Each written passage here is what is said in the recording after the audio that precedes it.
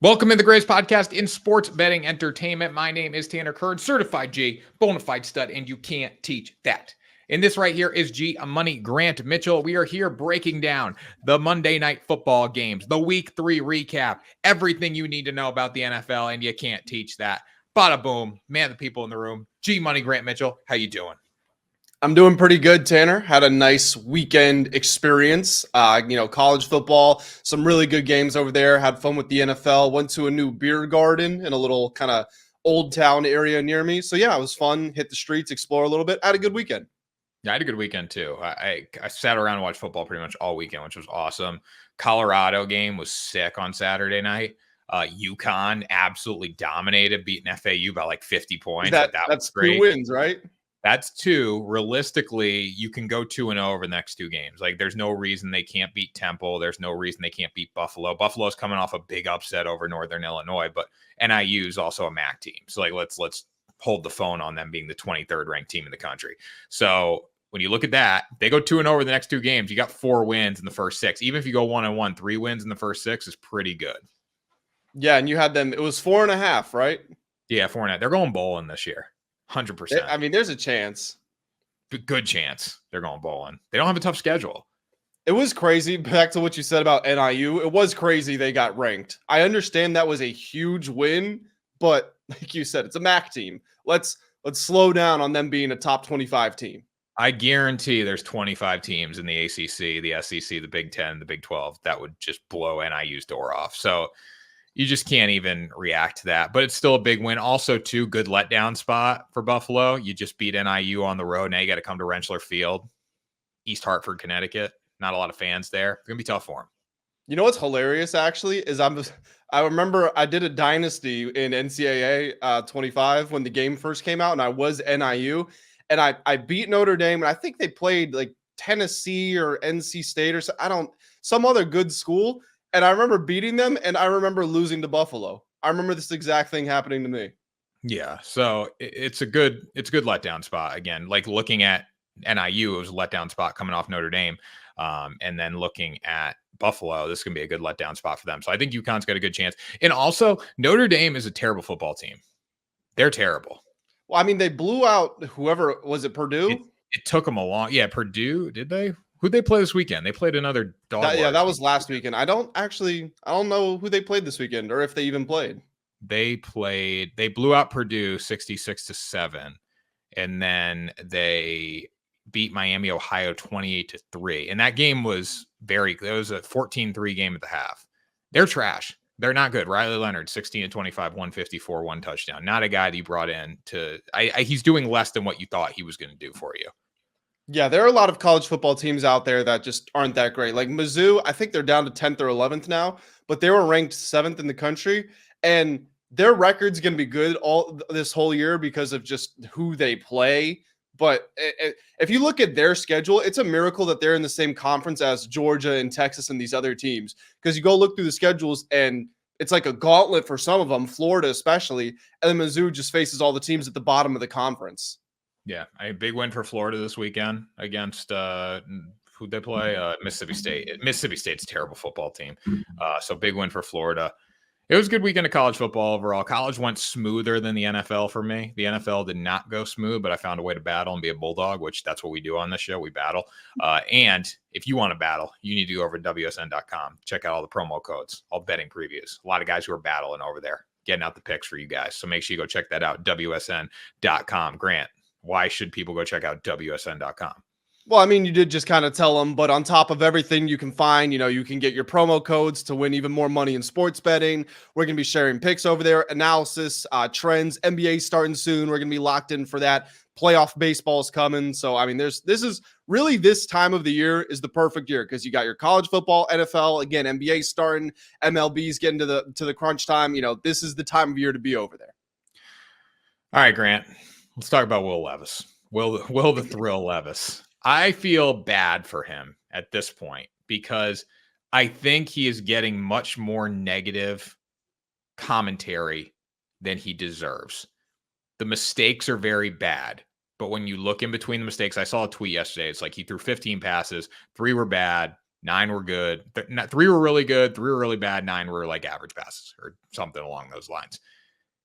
The mistakes and the internet memes are making it seem like he's playing worse than he is. He's not playing good. Don't get me wrong, but there's something there with Will Levis. Like long term, I think there is something there if you can find a way to harness the throwing power in the arm of Will Levis. I totally disagree. There's a lot of guys that have strong arms. Brandon Whedon was drafted out of after he played in the MLB or was a baseball player at like 29 years old. He had a strong arm. There's lots of guys with talent. It doesn't mean they're going to be good quarterbacks. And Will Levis, just at this point, is he getting a lot of criticism, maybe more than he deserves? Yes, but that's only because the Titans aren't good. That's only because nobody expects them to make the playoffs. He deserves to be criticized for the way he's playing because he's been awful, and I don't see him flipping the script. Now the pictures, like the generational run. You had this in week 1. Yep. Then you had the hand flip of the ball in week 2. And then you had the dude like teabagging him in week 3. Yeah. The week 3 one, it's a little unfair because like quarterbacks get teabagged like that every single week. But since he had weeks 1 and 2, you have to do that screenshot for week 3. Yeah, you're searching for something involving Will Levis just to see if the streak continues. I agree with you there. That hit though, like when he did fumble was nasty. Did you see that one where he got like clotheslined and like taken down like an RKO? It was pretty nasty. But so he's never going to turn it on, according to you, Grant. When do you think he will be the backup quarterback for the Tennessee Titans? Who is their backup? I forget. We looked at it was Mason Rudolph. That's who it is.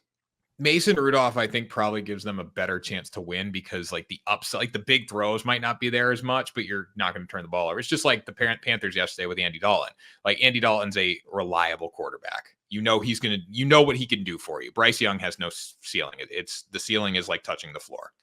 This is completely switching subjects here, but you said big hit on a quarterback, and it made me think while I was at that beer garden, they had a bunch of games on different TVs. Did you happen to see the start of Kent State versus Penn State? No. I don't know exactly what happened. I haven't checked for the official diagnosis. I'm pretty sure the quarterback broke his hip on the first play of the game. Penn State or Kent State? Probably Kent State. Right? Kent State. Yeah, it was a edge rusher he was flying off the edge. Wasn't the quarterback's blind side, but quarterback was a righty, but he was running left, and so his back was turned to him, and he hit him in the back, took him to the ground. He didn't drive him into the ground. He didn't even land on him. So I was a little amazed at how much damage this hit did because again, it could have been a lot worse. The play that started all this. Do you remember when Aaron Rodgers broke his collarbone because he got driven into the ground back in I don't know, 2012, somewhere around there? That's what started. It was nothing like this. The guy did not land on him. You know, he did the classic, you tackle him and then you put your arms out like you're doing a push-up so you don't land on the quarterback.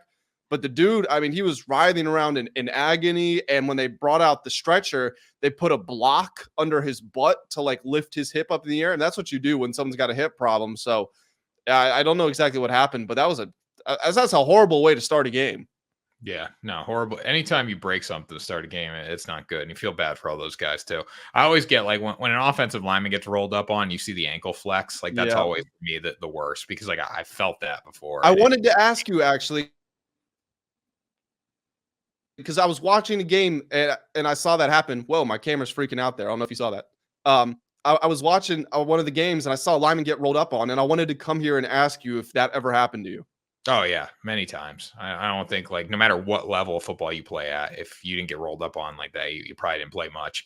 It happens all the time. It hurts, and I always like when I was sitting on the couch yesterday. I went like, my girlfriend's like, "What?" And I'm like, I just saw like an offensive lineman's ankle get rolled up on, and like I felt it, because it hurts really bad. What was the worst? Did you ever have one that actually like took you out for a while, or was just like, oh, that hurt? Yeah, in college I had a grade 3 MCL. Ooh. And that one hurt really bad. But like I didn't get rolled. I kind of got like it hyperextended, Mm-hmm. That was bad. That was high school. And in college I had like a grade 3 high ankle sprain. That one hurt pretty bad. And I got rolled up on, I got rolled up again. Same kind of stuff. I was going like right with the block, and then someone came in left, and I just got like got torqued like that. So It hurts. Being a track and cross country runner, you're used to seeing injuries, but it's a lot of hamstring pulls. Occasionally you might see a calf pull, a calf tear, or something like that, maybe a quad every now and then, but you don't see those types of injuries. It's normally very limited on what you're going to see. I remember one time we were warming up before cross country practice, and because cross country is a lot of uneven ground and stuff like that, it's just like any other sport. You've got to prepare your body to perform. So what we would do was we would walk for like 25, 50 meters on the outside. If these are your feet, we would walk with our feet like this on the outside of our ankles. And then we would tilt them inwards and walk like that to get our ankles nice and limbered up so that if you hit uneven ground, your body's ready for it. One of my friends, or one of the guys on our team, he was walking, trying to get my hands level here. He was walking like this, and he just like overdid it, I guess. And his ankle snapped in like that, and it went up to his knee, and he broke his patella, or tore his patella, sorry. And he was out for like 2 or 3 months from warming up for cross country practice. Ew, that hurts. I mean, it's funny because like there's no way somebody who lifts weights or anything lets that happen to them. But I mean, we weren't in that world, and I guess it was too much strain for his body. Oh yeah, definitely. All right, Grant. So let's move into the Baltimore Ravens and Dallas Cowboys. Ravens played really well yesterday. The fourth quarter was all about the Cowboys, but I don't really want to talk about Baltimore. I think they're going to be fine. I think Dallas is what we need to focus on here, and how they're so bad against the run. And now they're starting to turn on each other too. I don't know if you saw the TV cuts. Like, you got Micah Parsons flipping out. You got CeeDee Lamb complaining. And CeeDee Lamb dropped so many passes yesterday, so he has no right to complain. But the Dallas, I think they're toast. Yeah, so coming into this year, one of my hot takes was that there was only going to be one team from the NFC East that made the playoffs. Now, I did think it was going to be the Eagles, but I don't think the Eagles are good either. And I think we've talked about on the show, I think the winner of the NFC East is going to win. I don't think you can go as low as 9, but I think 10 games is probably about right for whoever wins it. Again, I'm still leaning Philly. Even though they are 2-1, it doesn't have anything to do with the record. I think it's just that Dallas just looks, their team is so limited as far as the playmakers they actually have on offense. I understand that Rico Dowdle looks like the best running back. Doesn't mean he looked like a great running back. If you slow down CeeDee Lamb, well, who's Dak going to throw it to? We're yet to really find that out. And then on defense, their team is built to rush the passer and play aggressive coverage. If you just run at them, they can't stop you. And what's the game plan from there? So, yeah, this Cowboys team is very limited. And I think there are a lot of reasons to be very skeptical and pessimistic on them moving forward. Yeah, it's the biggest thing that I looked for is like, how are they reacting in these moments of adversity? And don't get me wrong, the offense turned it up, but the defense just couldn't get the big stop when they needed to.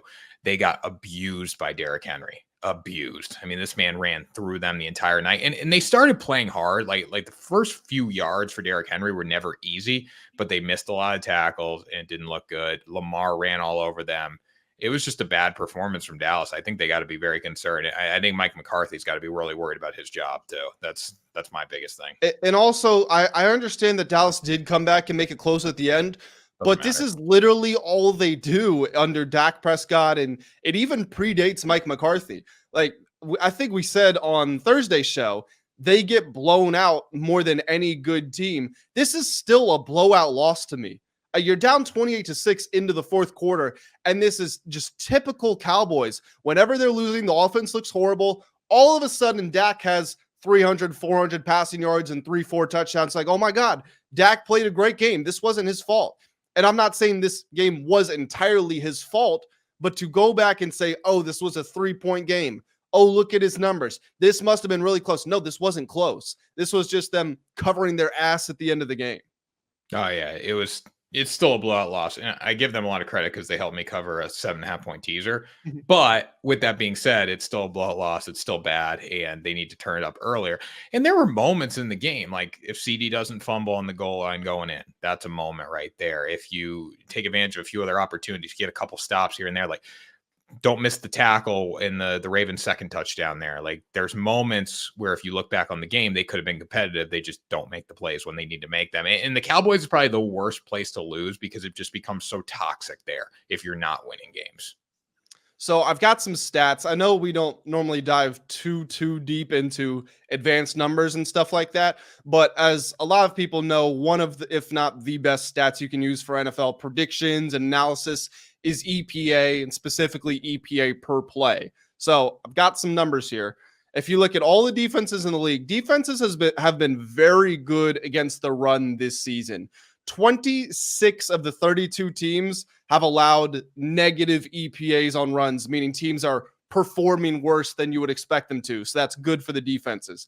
So you've got 6 teams who are doing worse than they should. If you look at the EPAs of those teams, you've got the Raiders, the Bengals, surprisingly, the Niners, the Buccaneers, and the Rams. So I'm going to read you their numbers. It's 0.004, 0.017, 0.037, 0.047, 0.06. You've got the Cowboys at 0.184. So if you look basically at the second worst run defense in the league, the Cowboys are more than 3 times as bad as that.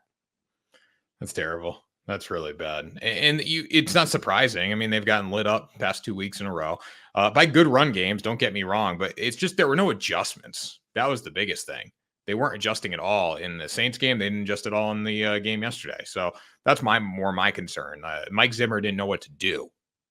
No, and Dan Quinn, it's funny. I was actually, my girlfriend had a work meeting thing, and not meeting, just like a little get together, and she invited me. And of course, the worst part, I don't know if you can relate to this. I love my job. I love working in sports. I've been a sports fanatic my whole life. But the worst part is when you go out and you meet new people and they find out you work in sports, and all of a sudden they want to give you every team they're a fan of and every take they've ever had. They want to ask for stories. And so I got roped into like this hour-long conversation with this drunk guy, and he was a Cowboys fan. And basically we were just talking about the fact that the Cowboys, when they lost Dan Quinn, I don't think anybody went, oh, Dan Quinn is the next great head coach, whatever. I don't think people hold him in that high regard. But you look at what he did for the Cowboys defense. They were regularly one of the 3 best defenses in the league, regularly one of the top 2, top 3 in turnovers. And when you take someone out like that, no matter how good or bad you think they are, you're still changing something. And when you have change, there's always the potential for it to go wrong. And, the Cowboys looked good in week 1, but that was a very limited Browns team. Deshaun Watson is awful. Nick Chubb isn't there. They were missing their starting tackles. Now that they face 2 decent offenses, and it's important to remember, the Saints scored like 10 points, 12 points, whatever it was against the Eagles. The Ravens were 0-2. These are still not elite offenses, and yet the Cowboys are being dominated. Yeah, I'd say the Ravens are. That's a reasonable performance, like 28 points, whatever you give to the Ravens. Giving up what they give it to the Saints is embarrassing, especially how the Eagles played against them. Derek Carr is not that good. We saw it. The Saints are all hype. So it's a performance that you need to go back and you need to look in the mirror and say, what can we do to get better? Because there's a lot of problems right now with the Dallas Cowboys. And the biggest thing is the guys are turning on each other. Like there was no, let's go. And they figure it out in the fourth quarter. And then Dak coming off the field and going in the locker room saying, get off the bandwagon, jump off the bandwagon. If you want to, you saw that clip. Yeah. What bandwagon? You can't, you can't say that when you've won 2 playoff games in your 10, 11 year career. Yeah, there is no bandwagon. So we got the Chiefs getting bailed out again last night by a pass interference. Bottom line is, or not a lack of a pass interference call. Everyone is complaining that they got a PI last week and then the Falcons didn't get one this week and it led to the Chiefs winning both games. So I understand that. You need to separate the two, in my opinion. Like the Chiefs do get bailed out. You need to be perfect. But last week was a pass interference by the Bengals. 100%. They got the call. This week was a pass interference by the Chiefs. They didn't get the call. The Falcons didn't get the call. But it's 2 separate subjects here. They didn't. One was called, one wasn't called. And you can't really compare the two because it's not like they got a bad PI call last week. That was a correct call against the Bengals.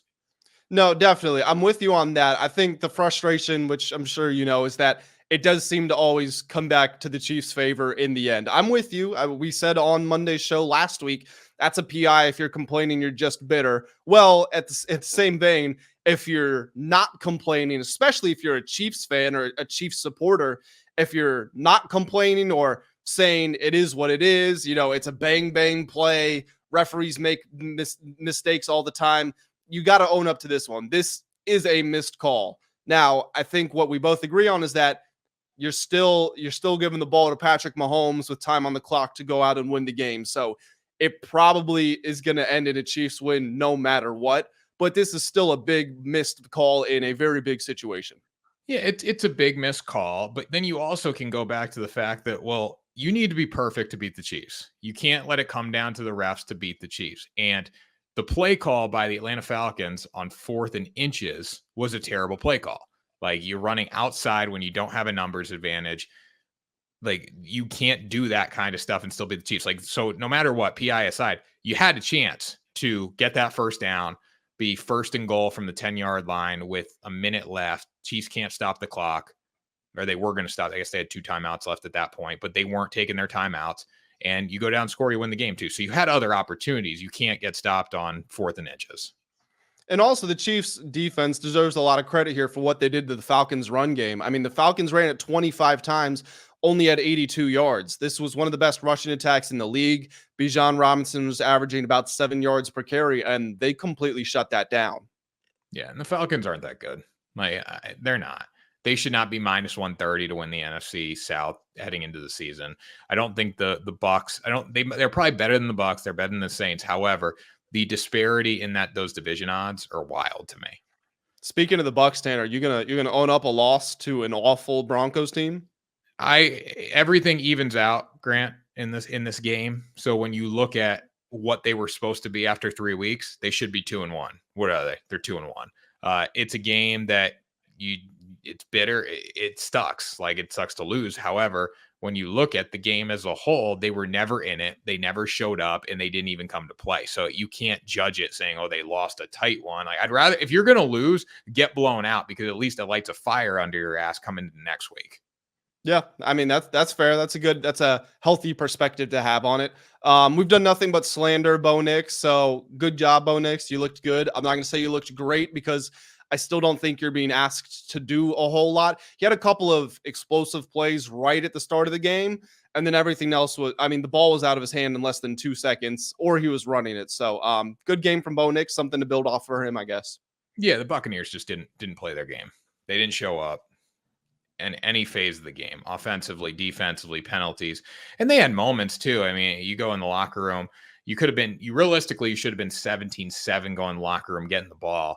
And they just couldn't protect Baker, and Baker wasn't able to run. I mean, the Broncos did an excellent job. That's something the Lions were unable to do, was keep Baker in the pocket, and the Broncos did that. Well, I don't think Baker's leading the MVP race anymore, because you know who is? Who? Sam Darnold. Yeah, Sam Darnold's not going to win MVP. He should win Comeback Player of the Year, though.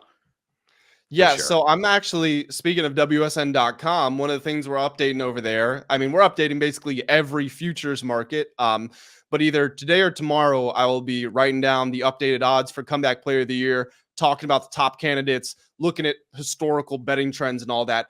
And Sam Darnold, I know, he's been on the odds board since the start of the year. I want to say he moved up to either 3rd or 4th last week, because I know 1-2 is still Aaron Rodgers, Joe Burrow. I wonder if Sam Darnold is up into either 1st or 2nd now. So this is what Comeback Player of the Year should. Whoa, Sam Darnold, Joe Burrow, you said? It was Aaron Rodgers number 1, Joe Burrow number 2. Actually, J.K. Dobbins might have been number 2, Burrow 3, and then Darnold might have been 4th. See, when I look at the Comeback Player of the Year, it should not be Aaron Rodgers. I know he had the Achilles tear, but the man's done so much. Like, he should be good. I'm sorry. He's 40 years old, but he should be good. When you look at Joe Burrow, should be good. It's been the Super Bowl. Sam Darnold's a guy who was never good. Nobody expected anything of him. And if he leads the Vikings potentially to a playoff spot, that means more to me than Aaron Rodgers taking a really good Jets team to the playoffs. I'm with you. I have more of a problem with Burrow, because Burrow's like 26 years old. I mean, these are supposed to be the prime years of his career, and he played 10 games last year. Aaron Rodgers, I understand more, because he suffers the most devastating injury a professional athlete can suffer, only 4 plays into moving to a new team. I get that one. I don't like the Joe Burrow one. J.K. Dobbins, phenomenal start to the year. We already saw it start to cool off in week 3. We know he's not going to be there. If it is neck and neck between Sam Darnold and Aaron Rodgers, I'm with you. Aaron Rodgers is a first ballot Hall of Famer. Give this one to Sam Darnold. He was going to be a backup to a rookie, and he just stumbles into the starting job, and he's balling right now.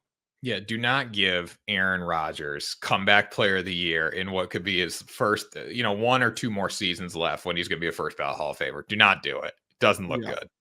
I'm with you. Monday Night Football, Tanner. We got 2 games. We got the Jacksonville Jaguars going against the Buffalo Bills, the Washington Commanders against the Cincinnati Bengals. First of all, I don't know about you. I hate Monday night doubleheaders. I feel like people make them up like they love them. It's Monday night, it's prime time. I just want to watch one game. We've talked about last week. I want to be a 7 o'clock and a 10 o'clock game, East Coast. And I probably wouldn't watch much of the 10 o'clock game, especially if it wasn't a competitive game, but I would rather have them stacked like that rather than simultaneous. Yeah, I agree with that. You're wearing a Josh Allen jersey. Is that a sign of what's going to happen tonight? Well, no, because I don't really care about this game as much. I don't think I'm going to bet much in this game. I would rather bet the Bengals game, and I'm going to put my Joe Burrow jersey on because I didn't realize, it just didn't hit me. I should have Joe Burrow on right now and not Josh Allen, but also all the girls are wearing Joe Burrow jerseys right now. So, I figure I'd take a break from that. But when you look at this game tonight with the Bengals, I think, or in the Bills, I think Bills -5.5 is the way I'm going to go with this game, probably. When you look at the Jaguars' inability to stop the run, it's probably better to take a James Cook rushing prop or a Josh Allen rushing prop. But if I had to pick a side, I'd say Bills 5.5. I don't think I'll play it, but they should come out and get the job done here. Yeah, I want to agree with you, and everything is telling me that I should, except for the fact that NFL underdogs of at least 5.5 points are 13-2 against the spread.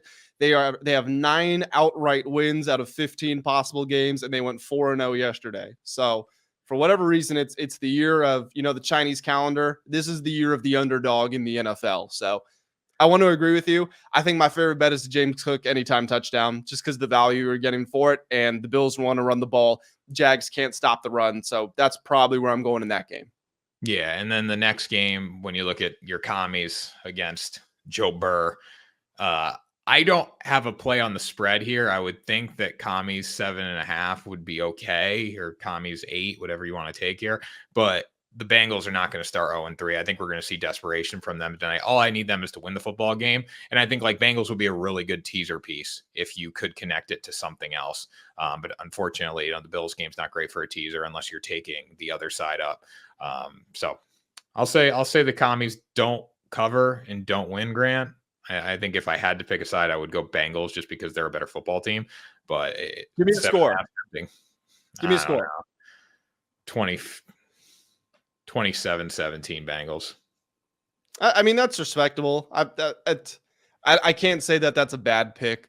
We were talking before we started recording, and I told you if the Bengals were 1-1 and not 0-2, I would say there's a real chance of an upset here. Not just because of the upsets we have been seeing, but we know who the Bengals are. Every time they play the Chiefs, they look like their best opponent, and then they'll lose to the Raiders. They'll lose to the Panthers. They'll lose. So this would be a spot where Washington could come in, especially because Jaden Daniels, look at all the advanced metrics. They really like him. So if the offensive coordinator, Cliff Kingsbury, is going to allow him to throw the ball downfield, I think this could be a somewhat prolific offense, or at least as prolific as it can be without great weapons. But the defense is just so bad. And again, the Bengals do need the win. Joe Burrow's coming off of a great game against the Chiefs. It would not surprise me to see him throw for 4 touchdowns in this game. And while I do expect Jaden Daniels to get his first throwing touchdown of his career, I can't ask him to go out there and give me 4 touchdowns. So I'm with you. I think the Bengals come out in desperation mode and they win that one. So Joe Burrow's first season was 2020, right? Yeah, he tore his ACL against the Commanders because he was the first overall pick. Chase Young was the second overall pick. Chase Young sacked him and tore his ACL. All right, so he tied week 3. He tied the Eagles in 2020. In 21, week 3, he won 24-10 against the Steelers. 2022, week 3, he won 27-12 against the Jets. 2023, week 3, he won 19-16 against the Rams. This is week 3 is the time of Joe Burrow. Well, I mean, that's normally I wouldn't care about that, but I think it is important because the Bengals consistently start 0-2. So this week 3 has consistently been that line in the sand where they have to turn the season around. Because if you start the year 0-3, you're not making the playoffs. It is what it No. is. So that's why it's a 7.5-point underdog on Monday Night Football when you've never lost a game in week 3 in your career. I think this is the night that the Bengals get the job done. If you have to pick, like as tempting as Commies plus 7.5 sounds, I got to go with Joe Burr. And I would lay the points if I had to. Yeah, I probably won't. I probably won't take a spread bet in that one, honestly. I haven't looked at the odds for Jaden Daniels. I would look Jaden Daniels passing touchdowns. If that line is 0.5 and the juice isn't even that bad on the over, I would go that way because he's been throwing the ball really well. I think he's bound to get a touchdown here. So it's set at over a half or minus 270. I play the under a plus 198. Yeah, minus 270 is actually a little bit crazy, but yeah. Rookie quarterbacks. We talked about Bo Nix. We talked about Jaden. I know we're getting out of here in just a second. What did you make of Caleb Williams' game? Did you see any of it? I watched a little of it. I think he's not protected. He makes bad decisions. Obviously, there were some positives this week. He threw for a lot of yards. He threw some touchdowns. But he doesn't make great decisions with the football, even though he has time occasionally. And that's a little concerning. But you can't blame him because the clock in his head is much faster when you don't have protection. Yeah. Did you see the screenshot of the offensive line, the Bears offensive line, when they went for it on 4th and goal? No. So it was 4th and goal. First of all, this is either, I don't know, because Caleb hasn't been great, but either it's a condemnation of Caleb Williams and what the Bears think about him, or it's just an indictment of the Bears coaching staff. They get down. This is a touchdown, I believe, to go ahead against the Colts, and they need it. They got to score it, and they have like 4 straight plays inside the 5-yard line, and they ran it on all 4 downs. So I don't know if that's them saying we don't trust Caleb, whatever the case may be, but they end up going for it on 4th and goal from the 1-yard line. They run a speed option, which first of all is a little out of left field. The whole offensive line of the Bears was on their butt within half a second. Nobody was standing, and it was remarkable. And of course, the Bears got stuffed, but that screenshot does show Caleb's fighting. It's an uphill battle for him here. Yeah, I agree with you 100%. The interceptions were such bad ideas, particularly the first one. It's a little out route. You're late to the read. The timing isn't there. The corner's making a break on it. Don't throw it. He throws it, and it's a pick. He gets sacked a lot. I'm with you on that. You know, his offensive line is so bad that they're not making it easy for him. And obviously that's got to improve. Also, I think the coaching staff's got to improve. I don't know how well you can develop with the people they have in place. Yeah, and the best tweet I saw here, I think it was something like Hard Knocks spent so much time making Matt Eberflus look cool that people forgot he was like an effing idiot or something like that. Yeah, I saw that one too. But yeah, Hard Knocks spent so much time making Matt Eberflus look cool that I completely forgot he's an idiot. So we'll see. But anyways, Grant, that was Ride the Line. Take us out of here. That was Ride the Line, guys. Before Tanner and I get on out of here, and if you're excited for some Monday Night Football, then hit that like button, hit the subscribe button as well. Jump in the comments. Let us know which 2 teams are going to win tonight. We will catch you all in the next episode of Ride the Line.